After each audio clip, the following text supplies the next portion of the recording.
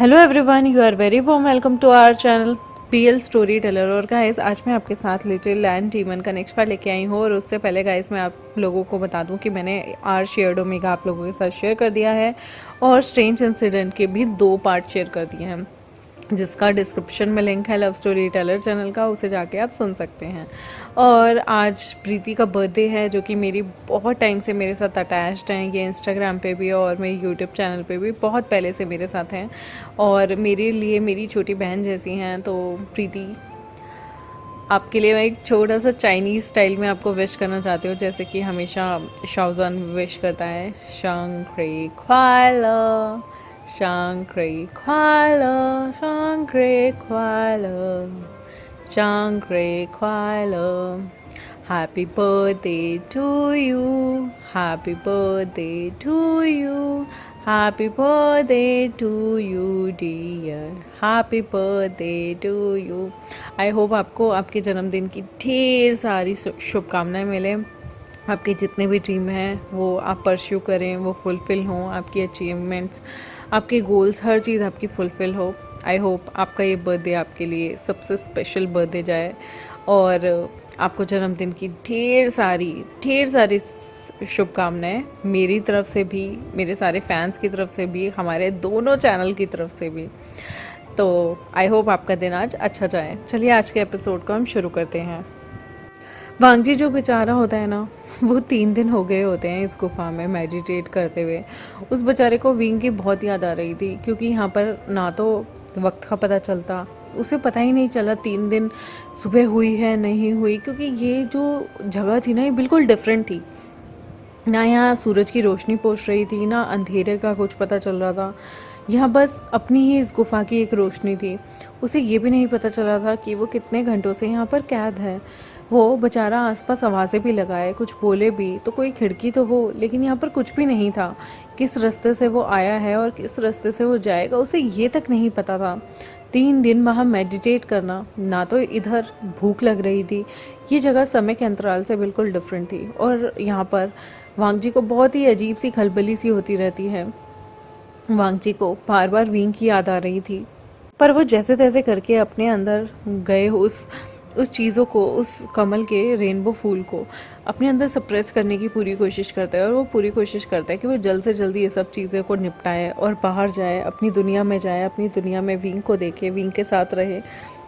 यहाँ पर वांगजी जो था ना, वो सारी चीज़ें विंग के लिए करता है और गहरी गहरी सांस लेकर पूरी की पूरी कोशिश करता है कि वो जल्द से जल्द विंग से मिलने जाए। यहाँ पर सेम हाल विंग का था।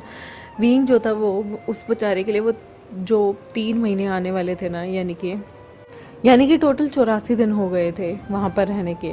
और 84 दिन यानी कि एक दिन 28 दिन के बराबर था उस गुफा का। और यहाँ पर 84 दिन बीतने के बाद विंग की हालत भी बहुत खस्ता हो रही थी। उसे ये पता चलता है कि वेन रोहान ने यहाँ पर जियांग के साथ कुछ भी बुरा नहीं किया। वो सबसे संपर्क करता है, सबको लेटर लिखता है, सबसे बातचीत करता है। इवन इस बीच जंगचा भी यहाँ पर विंग से मिलने आता है, विंग की इंजरी के बारे में पूछता है। वो लोग काफ़ी टाइम साथ बिताते हैं, पर विंग को वांगची के बिना कुछ भी अच्छा नहीं लग रहा था। वो 84 दिन उसके लिए जानलेवा थे, मतलब उसका ना दिल लगता था ना कुछ। यहाँ पर वो भी अपनी चीज़ों से, क्योंकि वो उस जहरीली वैली से आया था जहाँ पर उसे कोई नुकसान तो नहीं हुआ, लेकिन फिर भी एक शरीर जो ऐसी जगह पे जाता है, उसके बाद उसे डेली मेडिसिनल बाथ लेना पड़ता था, कोल्ड पोन में जाना पड़ता था और वहाँ पर मेडिटेट करना पड़ता था घंटों तक। ये एक तरह से उन दोनों ही अल्फ़ा और ओमेगा के बीच में एक तरह से मतलब परीक्षा थी कि यहाँ पर एक अपने आप की चीज़ों को सप्रेस करने में लगा हुआ है और दूसरा यहाँ पर अपने शरीर को शुद्ध करने में लगा हुआ है। यहाँ पर वांगजी भी, जो कि गुफा में बैठा हुआ हमेशा विंग को याद करता था, लेकिन वो सप्रेस कर रहा था हर चीज़ को, क्योंकि गुफा में हर चीज़ दुगनी तिगनी 10 गुना गति से हो रही थी, जिसकी वजह से जब वो थोड़ा सा मेडिटेशन करता था तो उसकी बॉडी फुल ऑफ एनर्जी से भर जाती थी। यहाँ पर वांगजी पूरी कोशिश करता है, 3 दिन वो जैसे तैसे फोकस लगाकर सारा काम करता है, क्योंकि ना उसे भूख लग रही थी, ना नींद आ रही थी, ना कोई और उसे चीज़ चिंता सता रही थी सिवाय विंग के। और वो दिल से विंग को मिस कर रहा था। यहाँ पर विंग जो होता है वो कोल्ड पोन से वापस आ रहा होता है, तब उससे मिलने यहाँ शिजे आती हैं।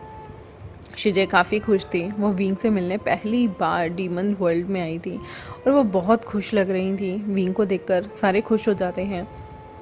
विंग की जो फैमिली थी उनसे मिलकर भी यहाँ पर सारे के सारे काफ़ी हैप्पी थे। यहाँ पर शिजन भी काफ़ी खुश होते हैं कि विंग की फैमिली बिल्कुल डिफरेंट है, बहुत अलग है। यहाँ पर जंगचा बताता है कि वो जो तांग की प्रिंसेस थी, यहाँ पर जंगचा और उनकी काफ़ी अच्छी बॉन्डिंग हो गई है। इवन उन दोनों ने उसके बाद भी काफ़ी सारा टाइम स्पेंड किया है साथ में, और उन लोगों को ऐसा लगता है कि शायद फ्यूचर में उनका कुछ हो सकता है, क्योंकि वो जंगचा से काफ़ी इम्प्रेस्ड है। इवन उसने सबसे ज़्यादा जितने भी वेंस थे उन्हें सप्रेस करने में काफ़ी मदद की, क्योंकि उसने सीधा सीधा बोल दिया था कि अगर जियांग्स पे उन्होंने गलती से भी हमला किया या जियांग के साथ कुछ भी किया तो यहाँ पर तांग राज्य उनके साथ रहेगा। ये सुनने के बाद तांगजो कहता है, ओह तो तुम्हारे कल्टीवेशन वर्ल्ड में भी तांग नाम के लोग रह रहे हैं, मुझे लगता था हम डीमंस ही तांग वाले होते हैं। यहाँ पर विभूषण कहता है कि ऑफ कोर्स हमारे यहाँ पर भी तांग राज्य है जहाँ पर जो लोग हैं वो कल्टीवेटर्स हैं। यहाँ पर तांगजो कहता है, इंटरेस्टिंग, क्या पता वहाँ से मेरे को भी कोई कल्टीवेटर मिल जाए जो मेरा ओमेगा बन सके। यहाँ पर विभूषण मुस्कुराता है और कहता है, हाँ जब देखो तुम पार्टनर के बारे में सोचते रहते हो। तो तांगजो कहता है, एक्सक्यूज़ मी, ये तुम कह रहे हो जिसका पूरा दिन मुंह बना रहता है, वांगजी के बिना तुम इधर उधर घूमते रहते हो, कोई काम नहीं करते, निकम्मों की तरह जिंगशी में उसे याद करते रहते हो। मुझे भी पता है तुम यहाँ के सारे रूल तोड़कर एम्प्रेस स्माइल लाकर अकेले में पीते हो, और कितने बेशरम हो, कभी मुझे भी साथ देने के लिए बुला लेते, मैं भी पी लेता। विंग कहता है, तुमसे मतलब मैं अपने ओमेगा को याद करता हूँ, वो मेरा पर्सनल टाइम है, तुम्हें इससे क्या है। तांगजो कहता है, देखो हर सिंगल बंदे का पूरा हक होता है कि वो दूसरे की लाइफ में ताक झाक करे। क्यों? क्योंकि मैं सिंगल हूँ। हाँ, अगर तुम मेरे लिए एक ओमेगा सेट करा दो तो मुझे इस तरह से तुम्हारी लाइफ में क्या चल रहा है क्या नहीं उससे कोई घंटा फ़र्क नहीं पड़ेगा, लेकिन जब तक मैं सिंगल हूँ ना, मुझे सारे मसाले चाहिए कि इस दुनिया में क्या क्या चल रहा है, किसके साथ क्या क्या हो रहा है, क्योंकि जब मेरी लाइफ में हैपनिंग नहीं तो मैं दूसरों की लाइफ में हैपनिंग कैसे देखूँ। मुझे बहुत जलन होती है। एक तुम और वांगजी वहाँ पर सेक्लूजन में होगा। और तुम्हें एक चीज़ बताऊँ, विंग कहता है, क्या? यहाँ पर मुस्कुराकर वो कहता है, तुम्हें पता है यहाँ के जो टाइम है वो बिल्कुल डिफरेंट है। वांगजी को वहाँ रहते हुए अभी सिर्फ 3 दिन हुए हैं। सपोज़ वांगजी को अगर वहाँ 1 महीना रहना हो, क्योंकि यहाँ का 1 दिन हमारे रिल्म का उस जगह के 28 दिनों यहाँ के 28 दिन वहाँ के 1 दिन के बराबर है। और तुम ये सोचो 84 दिन बीत गए हैं। अगर वांगजी को वहाँ सच में 1 महीना बिताना पड़े तो तुम शायद बुढ़े हो जाओगे, तब तक वांगजी बाहर आएगा। और तुम्हें पता है क्या, वांगजी की एज रुक गई है, क्योंकि वहाँ पे जो भी जाता है उसकी एज रुक जाती है और वो वैसा का वैसा जवान बाहर आएगा। तब तक तुम तो बुढ़े हो जाओगे, शायद तब तक तो तुम मरवर भी जाओ। यहाँ पर विंग को गुस्सा आता है और वो कहता है, तुम्हारे तो मैं दांत तोड़ दूंगा। मुस्कुराते हुए तांगजो कहता है, वैसे तुम्हें एक चीज़ नहीं पता, मैं भी डीमन हूँ, मैं भी उस जगह जा सकता हूँ, और शायद मैं और वांगजी तब खुश रहे हैं। यहाँ पर कॉलर पकड़ लेता है तांगजो का विंग और कहता है, बकवास मत करो, निकल जाओ यहाँ से, मुझे तुमसे बिल्कुल बात नहीं करनी। तुम कितने अनोइंग हो, जब देखो मुझे गुस्सा दिलाने के लिए ऐसी वैसी बातें करते रहते हो। यहाँ पर तांगजो मुस्कुराता है और कहता है, फिर मेरी सेटिंग करा दो ना। विंग कहता है, कभी नहीं कराऊंगा। यहाँ पर जो हमारा लवांगची होता है ना, 3 दिन पूरे हो जाते हैं उसकी तपस्या की, और वो वहाँ से बाहर निकल के आता है सेक्लूजन से, क्योंकि उसे डाला भी बड़ों ने था, तो यहाँ उसे बाहर भी एल्डर्स निकाल के लाते हैं। 3 दिन बाद जब वांगजी वहाँ से बाहर आता है ना, उसे ऐसा लग रहा था जैसे 3 दिन पता नहीं उसे दुनिया के कौन से अंतिम छोर में भेज दिया, जहाँ का ना समय का पता चलता था, ना हवा का पता चलता था। ऐसा लगता था जैसे सब रुका हुआ है, ना भूख लग रही थी ना प्यास लग रही थी, बस वो मेडिटेशन करता था और मेडिटेशन ही करता रह जाता था। यहाँ पर उसे विंग की याद बहुत सताती थी और एक्सट्रीम वे में सताती थी। यहाँ पर वांगजी जब वापस आता था ना, तो वो सब जगह शोर मचा देता है, वींग वींग वींग करके। तो यहाँ पर अंकल चेरन उसे डांटते हैं और कहते हैं, पहले तुम्हारा शुद्धिकरण होगा, जाओ कोल्ड पॉन्ड में नहा कर आओ। वहाँ पर वो जिद करने लगता है कि नहीं, पहले मुझे विंग से मिलना है। वो कहते हैं, अगर तुम नहीं गए तो मैं उसकी गर्दन अपनी तलवार से काट दूंगा। वांगजी जो कि बेचारा बार बार विंग विंग कहता है ना, तो यहाँ पर अंकल चेरन अपने कुछ लैंड डिसाइपल से कहकर उसे कोल्ड पॉन्ड में सीधा धक्का मार के फिकवा देते हैं कि पहले नहाओ, शुद्धिकरण करो, उसके बाद तुम्हें जिससे मिलना है उससे मिल लेना। यहाँ पर वो पहले तो वांगजी जो कि गीला हो गया था उसकी पहले बॉडी चेक करते हैं कि उसकी जो गोल्डन कोर है वो ठीक है या नहीं। फिर उसके बाद वो वांगजी का पूरा चेकअप वेकअप अच्छे से करते हैं। सारे लोग जांचते हैं कि उसकी गोल्डन कोर सीमित है या नहीं है, कैसा उसने परफॉर्म किया है, क्या उसके जो अंदर जो कमल, रेनबो कमल उसके अंदर डाला गया था वो स्टेबल हो गया है, स्टेबलाइज हो गया है, क्या वांगची को वो नुकसान तो नहीं करेगा, कहीं वांगची कभी अपनी ऊर्जा का इस्तेमाल करे। वो लोग वांगची से 2-3 टेस्ट करवाते हैं, जैसे कि वांगची को कहा जाता है कि उसके सामने जो पेड़ है उस पर अपनी शक्ति लगाकर उस पेड़ को हिलाकर दिखाए। वांगची वो करके दिखाता है। फिर वो लोग पानी से एक बवंडर बनाने के लिए वांगची को कहते हैं, वांगची वो भी करके दिखाता है। और वांगची ये इतनी स्मूथली कर रहा था कि वो सब करने के बाद उसके दिल में या फिर किसी भी जगह ना ही थकान हो रही थी, ना ही दर्द हो रहा था और ना ही उसे बेहोशी आ रही थी। तो यहाँ पर अंकल चिरन खुश होते हुए कहते हैं, लगता है वांगची ने अच्छे से सप्रेस कर लिया है चीज़ों को, अब तुम विंग से जाकर मिल सकते हो। वांगची खुश होता है और फटाफट भागा भागा जिंगशी की तरफ जाता है। और यहाँ पर जब वो जिंगशी की तरफ भागा हुआ जाता है तो वो बार बार विंग को आवाज़ लगाता है, पर अंदर से बिल्कुल भी आवाज़ नहीं आती। यहाँ पर वो जिंगशी के अंदर आता है, देखता है दरवाजे खुले हुए हैं और सामने पाता है कि यहाँ पर जो विंग था ना, वो उस बेचारे को जानबूझकर एल्डर्स ने यहाँ पर कुर्सी पे बांधा हुआ था। उस बेचारे के हाथ, पाँव, मुंह सब में कपड़ा ठूसकर आराम से उसे बांधा हुआ था। वांगची हैरान हो जाता है और अपनी शक्ति से उसकी सारी चीज़ों को खोल देता है। यहाँ पर वो विंग को कहता है, तुम्हें ये किसने किया? विंग कहता है, मुझे बड़ों से पता चला था कि आज तुम बाहर आ रहे हो, मैं बहुत एक्साइटेड था तुमसे मिलने जाने के लिए, तो तुम्हारे अंकल और ब्रदर ने जानबूझकर मेरे साथ ऐसे किया। पहले तो उन्होंने मुझे बेहोश किया, फिर लाके उस चेयर पे बांध दिया ताकि मैं तुमसे मिलने ना आ सकूं, क्योंकि उन्हें कोई अजीब से टेस्ट तुम पे करने थे। इसलिए वांगची को बहुत गुस्सा आता है, इतना गुस्सा कि वो अपनी सीधा बिचन उठाता है और अपने अंकल और अपने ब्रदर के रूम के बाहर चला जाता है और कहता है, किसने विंग को बांधा? जिसने भी बांधा है आकर मुझसे बाहर युद्ध करो। यहाँ पर वांगची के अंकल कहते हैं, क्या हो गया तुम्हें, क्यों शोर मचा रहे हो? वांगची कहता है, आपने मेरे अल्फा के साथ कैसे बुरा सलूक किया है। उसके अंकल कहते हैं, तो वांगची कहते हैं, आपने उसके साथ ऐसा क्यों किया? अंकल चिरन कहते हैं, क्योंकि वो हमारी बात नहीं सुन रहा था। हमने उसे कहा था तुम्हें पहले हमें चेक करना है, तुम्हें कोई नुकसान तो नहीं हुआ। वो सुन ही नहीं रहा था, उसे तुमसे मिलने की बहुत जल्दी थी, इसलिए हमने उसे तुम्हारी रूम की चेयर के साथ बांध दिया। यहाँ पर वांगची कहता है, आपकी हिम्मत कैसे हुई मेरे अल्फा की इस तरह से इंसल्ट करने की? उसके अंकल कहते हैं, चले जाओ यहाँ से। वांगची कहता है, नहीं जाऊँगा, मेरे साथ द्वंद्व कीजिए, लड़ाई कीजिए। उसके अंकल कहते हैं, मैं निशस्त्र हूँ, तुम मुझ पर हमला नहीं कर सकते। वांगची कहता है, मुझे आपसे लड़ाई करनी है। अंकल चिरन कहते हैं, वांगची, अगर तुमने मेरी और बात नहीं सुनी तो याद रखना, मैं ना तुम्हारे विंग को वापस यूनमक भेज दूंगा और तुम दोनों हमेशा के लिए अलग हो जाओगे। और तुम्हें पता है तुम कल्टीवेशन वर्ल्ड में नहीं जा सकते, मेरी परमिशन के बिना तो मैं तुम्हें बिल्कुल नहीं जाने दूंगा। यहाँ पर वांगची मुंह बना लेता है और कहता है, ध्वन नहीं करना, पहले ही हार मान गए हो, देखा आपकी बूढ़ी हड्डियों में अब जान नहीं है, अब मुझसे हमला नहीं कर सकते, मेरे साथ लड़ाई नहीं कर सकते। अपने आप को डीमन कहते हैं। यूँ बोल के वो वहाँ से चला जाता है। अंकल चिरन यहाँ पर शिचन आते हैं और कहते हैं, अंकल चिरन क्या हुआ? वांगची फिर से कोई हरकत कर रहा था। उसके अंकल कहते हैं, वो बच्चा है, अभी तक उसमें बचपना नहीं आया, 3 दिन वो उस गुफा में भी रहा है, मुझे तो लगा था शायद उसमें मैच्योरिटी आ गई होगी, पर मुझे ऐसा लगता है कि तुम्हारे भाई को जब भगवान दिमाग दे रहे थे तो शायद बचपना ज़्यादा भर दिया और उसे मैच्योरिटी उसमें डाली ही नहीं। यहाँ पर मुस्कुराते हुए ब्रदर शिचन कहते हैं, कोई बात नहीं अंकल, जैसा भी है, आई गेस वो विंग से बहुत ज़्यादा प्यार करता है, देखा नहीं आपने, आपसे द्वंद्व के लिए कह रहा था, जबकि वो जानता है कि वो आपसे नहीं लड़ेगा, फिर भी वो विंग के लिए जानबूझकर ऐसी हरकतें करता है। उसके अंकल मुस्कुराते हैं और कहते हैं, मुझे खुशी होती है कि एटलीस्ट हमारे ख़ानदान में कोई तो है जो अपने प्यार का इजहार करता है, बिना डरे प्यार करता है। बेटा तुम भी प्यार कर लो, मैं चाहता हूँ कि तुम्हारे भी जल्द बच्चे हों, वरना लोग कहेंगे कि बड़े भाई से ज़्यादा मैंने छोटे को हमेशा इम्पोर्टेंस दी और उसकी शादी कर दी। देखो तुम आगे वाले टाइम में क्राउन प्रिंस हो, तुम भी शादी करो, तुम भी बच्चे पैदा करो। मुझे ऐसा लगता है कि तुम्हें भी इस चीज़ में देरी नहीं करनी चाहिए। शिचन कहते हैं, अंकल अभी मेरा बिल्कुल मन नहीं, जब मेरा मन होगा मैं ये सारी चीज़ें कर लूँगा। यहाँ पर उसके अंकल कहते हैं, मेरी तरह अपनी ज़िंदगी मत निकाल देना, मैं देखो बूढ़ा हो गया हूँ, अब अगर कोई मुझे कहे शादी करने के लिए तो अब तो मैं वो भी नहीं कर सकता, पर तुम टाइम से शादी कर लेना, मेरी तरह बूढ़े मत हो जाना। यहाँ पर मुस्कुराते हुए जो हमारे ब्रदर होते हैं शिचन का, वो कहते हैं अगर मैं बूढ़ा हो भी गया तो क्या हुआ, आपको कंपनी तो दे सकता हूँ, मुस्कुराते हुए।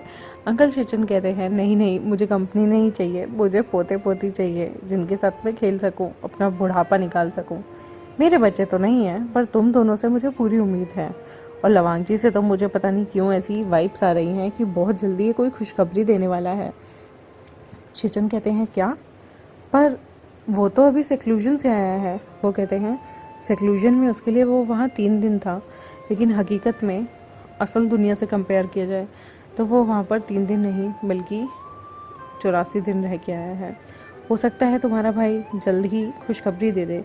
यहाँ पर शौक होते हुए शिचन कहते हैं आपको सच में लगता है ऐसा हो सकता है? वो कहते हैं कुछ भी हो सकता है, पर अब देखो समय का अंतराल तो वहाँ जाकर रुका था, उससे उसको अगर वो लोग पहले से ही कुछ प्रिकॉशन ले चुके हैं तो शायद बच्चा ना हो, लेकिन अगर उन्होंने प्रिकॉशन नहीं लिया तो मुझे डर है बच्चे होने में कोई दिक्कत ना हो जाए, क्योंकि तुम्हारा भाई ऐसी जगह गया था जहाँ पर समय रुका हुआ था। यहाँ पर थोड़ी सी चिंता ना शिचन को भी होने लगती है और वो कहते हैं इससे कहीं वांग जी की फ्यूचर में तो कोई दिक्कत नहीं आएगी। अंकल चिरन कहते हैं पता नहीं, वो तो हमें फ्यूचर में ही पता चलेगा, क्योंकि वांग जी इकलौता ऐसा इंसान था जो उस रेनबो कमल को धारण कर सकता था। आई होप कि सब ठीक ही रहे। तुम्हारा भाई बहुत चंचल है और जल्दीबाजी में मैं ये सब तो भूल ही गया था कि उसकी नई नई शादी हुई है। यहाँ पर थोड़ी सी अंकल चिरन को टेंशन होने लगती है, लेकिन तभी शिचन कहते हैं कोई बात नहीं, मुझे लगता है कि सब ठीक होगा, आप ज़्यादा टेंशन मत लीजिए। वैसे वांग जी में ऐसे कोई सिम्टम तो दिख नहीं रहे। उसके अंकल कहते हैं आई होप कि वो सिम्टम कहीं जल्दी ना दिखने लगे।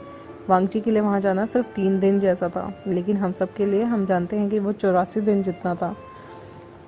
यहाँ पर वांग जी जो था वो मटकता हुआ आता है और विंग से कहने लगता है विंग, मेरे अंकल मुझसे डर गए और देखो उन्होंने मुझसे कोई लड़ाई भी नहीं की, द्वंद्व भी नहीं किया। मैं तो उन्हें सीधा पुकारने गया था, लेकिन वो ना मेरे से बिल्कुल लड़ने से डरते हैं। विंग कहता है डरते डरते तो वो बिल्कुल नहीं है, देखा नहीं मेरी क्या हालत की, मुझे बांध दिया। सच में अगर मेरे हाथ खुले होते ना फिर मैं बताता तुम्हारे अंकल को। वांग जी घूर के देखता है और कहता है क्या कहते तुम मेरे अंकल के साथ? विंग कहता है कुछ नहीं, बस मैं उन्हें ऐसे ही मतलब प्यार से समझा के छोड़ देता। वांग जी कहता है ए मेरे अंकल को कुछ नहीं यार। विंग कहता है मेरी इतनी ज़रूरत, डीमन वर्ल्ड में आकर तुम्हारे अंकल को कुछ कहूँगा, मुझे क्या अपनी मौत को यहाँ पर इनविटेशन देना है क्या? वांग जी वैसे मैंने तुम्हारे खाने को बहुत मिस किया पिछले, तुम्हें पता है I mean 84 दिनों से मैंने तुम्हारे हाथ का खाना नहीं खाया। वांग जी कहते हैं 84 दिन? पर मैं तो 3 दिन के लिए गया था। विंग कहता है तुम्हें नहीं पता सेक्लूजन का तुम्हारा एक दिन इंसानी दुनिया के तुम्हारे डीमन और इंसानी दुनिया के पूरे 28 दिनों के मुकाबले 28 दिन लगते हैं, और तुम वहाँ 3 दिन रहे हो, यानी कि 84 दिन। तुम वहाँ 84 दिन से वहाँ पे थे, और तुम्हें ये भी नहीं पता होगा मेरी हालत क्या हुई है यहाँ। इस बीच शिजे और जंगचा मुझे विज़िट करने आए थे, और सच बताऊँ ना तो मुझे भी बहुत सारी चीज़ों से गुजरना पड़ा। उसके बाद मेरा भी शुद्धिकरण हुआ, मेरी बॉडी से जितनी भी जहरीली चीज़ें थी उन्हें निकाला गया, ताकि मैं तुम्हारे साथ बैठ सकूं, तुम्हारे साथ वक्त बिता सकूं। और उसके बाद मुझे ये सारी चीज़ें बहुत अजीब लगती थी। पूरा टाइम मुझे अकेला रहना पड़ता था, पूरा टाइम मैं अकेले कैसे जीता था, कैसा वक्त निकालता था, तुम सोच भी नहीं सकते। वांग जी यहाँ पर मुस्कुराता है और कहता है तुम मुझे मिस करते थे क्या? विंग कहता है ऑफ कोर्स टॉफर, तुम्हारे बिना मेरा बिल्कुल दिल नहीं लगता था, और यहाँ का खाना खा खा के तो मुझे ऐसा लगता था जैसे मैं सुसाइड ही कर लूँ। वांग जी प्लीज़ मेरे लिए अच्छा खाना बनाओ ना प्लीज़। वांग जी कहता है क्या खाना है तुम्हें? विंग कहता है कुछ भी अच्छा। तुम्हें पता है तुम्हारी याद में बैठकर मैंने कितनी सारी एम्प्रेस स्माइल पी हैं। तुम्हारे अंकल को पता चल जाता तो मुझे कितना पनिश करते। मुझे एक बात बताऊं, एक बार तो मुझे उन्होंने कोड़ों की सज़ा भी दे दी थी, वो तो तांगसो ने बचा लिया, वरना तुम्हारे अंकल तो मुझे सच में मार ही देते। यहाँ पर लवांग जी कहते हैं अंकल की इतनी हिम्मत? विंग कहता है नहीं दी ना पनिशमेंट, गुस्सा करना छोड़ दो और प्लीज़ मेरे लिए कुछ खाने के लिए बना लाओ। वांग जी कहता है ठीक है, मैं तुम्हारे लिए अभी कुछ किचन से बना के लेके आता हूँ। वांग जी मटकते हुए जाता है। वांग जी बहुत क्यूट लग रहा था जब वो मटकते हुए इधर उधर जा रहा था। यहाँ पर सारे लोग उसे देखकर वापस देखकर बहुत खुश हो गए थे। यहाँ पर वो जाता है और बहुत सारे लोगों को साइड कर देता है। उसके फेवरेट चूल्हे जहाँ पर वो बैठकर खाना बनाया करता था उस पे जाता है और अपने और विंग के लिए खाना बनाने लगता है। वो बड़ा स्पाइसी क्यूट खाना बनाने लगता है, लेकिन तभी हमारे वांगजी को ना अचानक से थोड़े से चक्कर आते हैं और वो एक जगह जाके बैठ जाता है। उसे लगता है उसे क्या हो गया, शायद वो उस मेडिटेशन की वजह से उसने कुछ ज़्यादा ही अपने ऊपर जोर डाल दिया है। यहाँ पर वो थोड़ी देर के लिए बैठता है और फिर से विंग और अपने लिए खाना बनाने लगता है। जब उसने अपने और विंग के लिए खाना बना लिया ना और वो उस खाने को स्मेल करता है, उसे ऐसा लगता है जैसे उसे उल्टी आ जाएगी। यहाँ पर वो अपने और विंग के लिए खाना लेके जा रहा होता है, लेकिन अचानक से उसे ऐसा लगता है जैसे उसे उल्टी आ जाएगी। वो बार बार उसका दिल हैवी हो रहा होता है, आंखें बहुत ज़्यादा भारी हो रही होती हैं। जैसे तैसे करके वो जिंगशी पहुंचता है। विंग उसे देख के खुश होकर उसके पास आ रहा होता है कि वो देखता है कि लंजना बिल्कुल वॉमिट करने वाला था कि विंग उसके हाथ से जो है फूड ट्रे ले लेता है और साइड में रख देता है। लंजा यहाँ पर अचानक से घुटनों के बल बैठता है और वॉमिट कर देता है। विंग कहता है, लंजा तुम ठीक तो हो ना, क्या हुआ है? लंजा कहता है, पता नहीं विंग, मुझे बहुत कमजोरी सी फील हो रही है। विंग कहता है, इधर आओ। वो लंजा को अपनी गोद में उठाता है और बेड पे लेटा देता है। विंग यहाँ पर बाकी के बाहर से लैंड डिसाइपल को बुलाकर डॉक्टर को बुलाने के लिए कहता है। यहाँ पर विंग जो था वो चिंता में था। शुगर है उन दोनों का खाना बच गया, जिस पे वांगजी की उल्टी होते होते बची थी अभी। यहाँ पर विंग बहुत ज़्यादा टेंशन में घूम रहा था और बार बार पूछ रहा था क्या हुआ है वांगजी को। डॉक्टर अंदर से चेकअप करके बाहर आता है और विंग पूछता है क्या हुआ है। डॉक्टर कहता है पता नहीं क्या हुआ है, मुझे ऐसा लगता है कि शायद थकान होगी। विंग यहाँ पर कहता है थकान, ओह लगता है वो 3 दिन से 84 दिनों से मेडिटेट कर रहा है तो एग्जॉशन हो गई होगी। डॉक्टर यहाँ से बाहर जाता है। विंग यहाँ पर वांगजी का ख्याल रखता है। वांगजी जो कि आराम से अपनी नींद से बाहर आ गया था और उठ के बैठ जाता है। वांगजी कहता है विंग मुझे भूख लगी है। विंग कहता है चलो खाना खा लो। वांगजी यहाँ विंग के साथ बाहर तो आता है और वो खाना खाने भी बैठता है, पर जैसे ही वो खाने की स्मेल लेता है उसे फिर से उबकाई आने लगती है, उल्टी जैसा मन हो जाता है। विंग तो अपना खाना खा लेता है, पर वो देखता है वांगजी ने अपना खाना बिल्कुल ज़रा सा खाया होता है। उसको फिर से वॉमिट आ जाती है और वो बाहर वॉमिट करने चला जाता है। विंग उससे पूछता भी है क्या हुआ है तुम्हें। वांगजी कहता है पता नहीं, थोड़ी थकान हो रही है, क्या मैं सो जाऊँ? विंग कहता है क्या आज हम रोमांस नहीं करेंगे, बहुत भोली सी शक्ल बना के। तो वांगजी कहता है आज मुझे मेरी तबीयत ठीक नहीं लग रही विंग, क्या हम कल के लिए पोस्टपोन कर दें? विंग कहता है ठीक है जैसा तुम्हें लगे। वांगजी कहता है क्या तुम मुझसे नाराज़ हो जाओगे, क्या तुम मेरे से प्यार नहीं करोगे, क्या तुम मुझे भूल जाओगे अगर मैंने आज रोमांस नहीं किया तो? विंग उसके माथे पे मरते हुए कहता है चल पागल, ऐसा थोड़ी होता है, अगर तुम ठीक नहीं हो तो पहले तुम्हारी सेहत है, रोमांस नहीं है। वो वांगजी को बड़े ही प्यार से अपनी गोद में उठाता है और वांगजी को बेड पे लेटा देता है और कहता है अब तुम सो जाओ, ज़्यादा टेंशन मत लो, ज़्यादा मत सोचो और डोंट वरी, मैं तुम्हारा था, तुम्हारा हूँ, तुम्हारा रहूँगा। मैं एक बार ना तुम्हारे ब्रदर और अंकल को भी इन्फॉर्म कर देता हूँ कि आज तुम्हारी तबीयत ठीक नहीं है, ताकि वो भी लैंड यहाँ पर जितने भी हीलर वगैरह हैं उनसे बात करें, तुम्हारे लिए कोई दवाई देखें, आखिर तुम्हें ये उबकाइयाँ क्यों आ रही हैं, तुम्हारा मन क्यों मचल रहा है, अजीब सी फीलिंग क्यों आ रही है। यहाँ पर वांगजी जो था वो कहता है ठीक है मैं सो रहा हूँ, प्लीज़ मुझे अभी मत उठाना, मुझे थोड़ा हैवी सा फील हो रहा है। वांगजी यहाँ पर ब्लैंकेट लेके सो जाता है। विंग जाता है सीधा वो लांची जाता है और वहाँ पर बात करने लगता है। वो बताता है कि सुबह से क्या क्या वांगजी में चेंज हो रहे हैं और वांगजी को खाना भी अच्छा नहीं लग रहा। वो थोड़ा घबराया हुआ था और वो कहता है क्या वांगजी की गोल्डन कोर कोई अजीब से रिएक्शन दे रही है, क्या वांगजी ठीक तो है ना, कहीं उस फूल को जिन्हें इन्होंने स्थापित किया था वांगजी के अंदर वो वांगजी को नुकसान तो नहीं दे रहा। यहाँ पर शिचन और जो हमारे अंकल चिरन होते हैं वो गंभीर हो जाते हैं। वो इस बात को लाइटली नहीं ले सकते थे, वांगजी की ज़िंदगी और मौत का सवाल था। यहाँ पर वो बोलते हैं कि वांगजी ने कुछ खाया, तो विंग कहता है नहीं, उसने बस थोड़ा सा खाया था, लेकिन उसे बार बार उल्टियाँ आ रही हैं। मैंने लैन हीलर को भी बुलाया था पर उन्होंने कहा कि कुछ नहीं हुआ है। यहाँ पर लैन हीलर को वापस से लैन चिरन समन करते हैं। लैन हीलर से पूछते हैं कि क्या हुआ है। लैन हीलर कहता है कि हमें वांगजी की बॉडी में कोई ज़्यादा चेंजेस तो नहीं दिखे, पर हाँ उसकी तबीयत थोड़ी ख़राब लग रही है, फेस भी बहुत अजीब लग रहा है। यहाँ पर अंकल चिरन बहुत हार्श आवाज़ में कहते हैं क्या तुम्हें उसकी प्रेगनेंसी के कोई सिम्टम लगते हैं? यहाँ पर जैसे ही वो बोलते हैं प्रेगनेंसी, तो अचानक से डॉक्टर बोलते हैं पर वो तो अगर हम कंपेयर करें तो वहाँ सिर्फ 3 दिन के लिए था, 3 दिन में प्रेगनेंसी कैसे होगी। चरण कहते हैं वहाँ का समय बहुत स्लो होता है, बहुत धीरे, और वहाँ का जो समय होता है ना वो हमारी दुनिया से बिल्कुल अलग है। वहाँ हमें किसी चीज़ का पता नहीं चलता, और 3 दिन यहाँ के 84 दिन जैसे हो जाते हैं। मुझे लगता है कि वांगची ने प्रेगनेंसी को रिसीव कर लिया है और वो 3 महीने की प्रेगनेंसी उसके अंदर है। यहाँ पर वो कहते हैं कि असंभव, ऐसा नहीं हो सकता, ये तो इम्पॉसिबल है। अगर वांगची प्रेग्नेंट है तो वो कब तक बच्चा देगा ये हमें भी नहीं पता चलेगा, क्योंकि वांगची एक तो डीमन है, ऊपर से उसके अंदर रेनबो लोटस फ्लावर है, और उसके ऊपर वांगची अगर प्रेग्नेंट है तो वांगची किस टाइम के हिसाब से बच्चा देगा ये तो हमें भी नहीं समझ में आएगा। तभी वहाँ पर मटकता हुआ तांगसो आता है और कहता है आप लोग क्या बात कर रहे हैं प्रेगनेंसी के बारे में।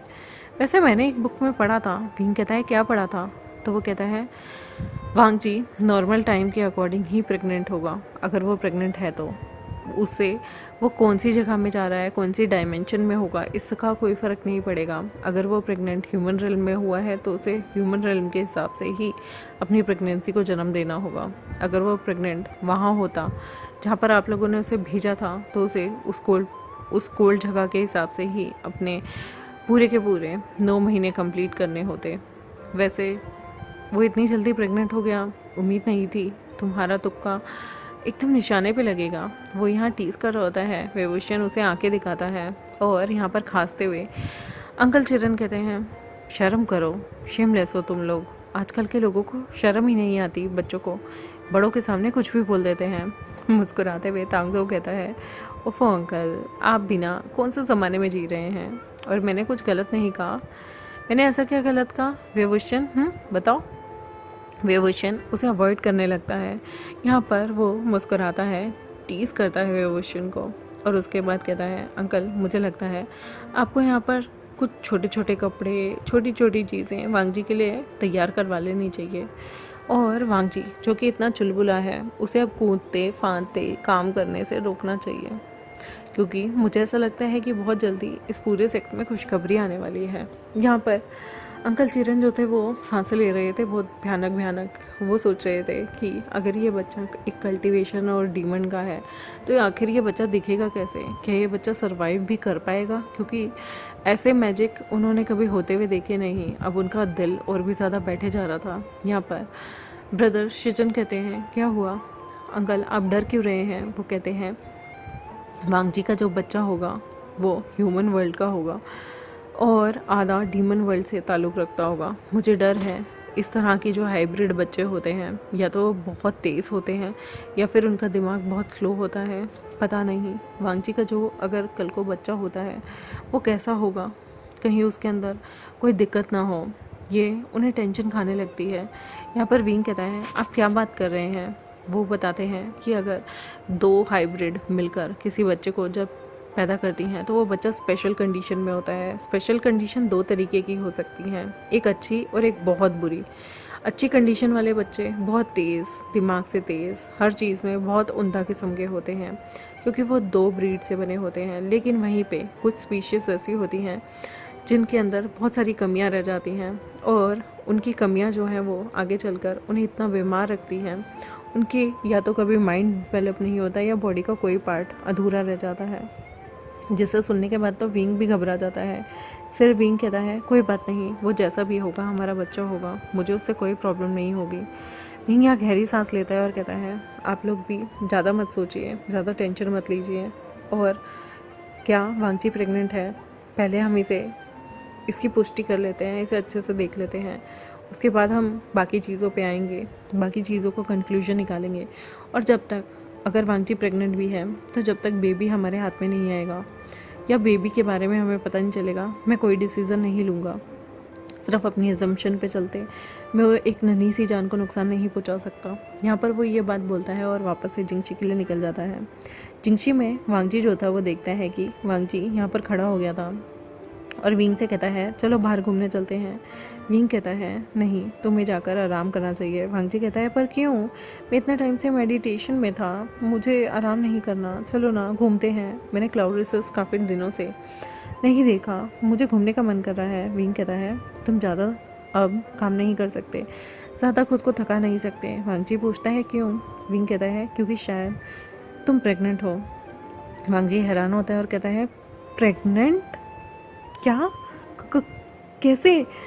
वांगजी एकदम हकला जाता है और विंग कहता है वांगजी हमारी शादी हो गई है, मैंने तुम्हें मार्क किया है, हम फिजिकल हुए हैं और ऑब्वियस ही बात है उसी वजह से तुम प्रेग्नेंट हुए हो, हवा से तो नहीं हुए। और वांगजी आई गेस ये इनिशियल स्टेज हो सकती है, तुम्हें अपना ख्याल रखना चाहिए, तुम्हें इधर उधर नहीं जाना चाहिए वरना मिसकैरेज के ज़्यादा चांसेस हो सकते हैं।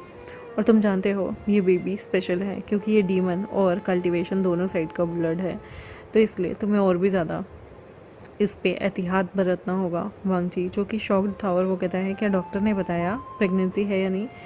यहाँ पर विंग कहता है डॉक्टर अभी भी कंफ्यूज है, लेकिन तुम्हारे सिम्टम्स जितने भी हैं ना वो प्रेगनेंसी वाले हैं। वांगजी शॉक्ड होता है और कहता है क्या मैं सच में प्रेग्नेंट हूँ, वैसे मैं लग नहीं रहा, मेरा पेट भी नहीं निकला हुआ। विंग मुस्कुराता है और उसे वो टाइम याद आता है जब वांगजी प्रेग्नेंट होने का दिखावा कर रहा था। और यहाँ पर वो कहता है इतनी जल्दी, पागल, इतनी जल्दी पेट बाहर नहीं आता, टाइम लगता है, 7th या 9th मंथ प्रेगनेंसी में इतना पेट बाहर आता है। यहाँ पर वांगजी जो है वो अभी भी मिरर में खुद को देख रहा था और इमेजिन कर रहा था कि अगर वो प्रेग्नेंट होगा तो कैसा लगेगा, क्योंकि वो पहले भी इस तरह से अपने आप को नकली प्रेग्नेंट बनाकर घूम चुका था। वो यहाँ पर जान के विंग से कहता है ओह विंग, बच्चे ने किक किया। विंग कहता है नौटंकी, मुझे पता है इतनी जल्दी बच्चे किक नहीं करते, अब ड्रामा करना छोड़ो और इधर आओ। यहाँ पर विंग वांगजी को अपने पास बेड पे बैठाता है और वांगजी से पूछने लगता है तुमने उन दिनों क्या क्या किया। दोनों आपस में मियाँ यानी कि अल्फ़ा और ओमेगा एक दूसरे से बहुत सारी दिल खोल के बातें करने लगते हैं। और गाइस यहाँ ये वाला एपिसोड ख़त्म होता है। आई होप आपको आज का एपिसोड अच्छा लगा मेरे चैनल को सब्सक्राइब, वीडियोज़ को लाइक, बेल आइकन को प्रेस करना बिल्कुल मत भूलिएगा। मिलते हैं आपसे नेक्स्ट एपिसोड में, तब तक के लिए बाय बाय और वंस अगेन हैप्पी बर्थडे प्रीति।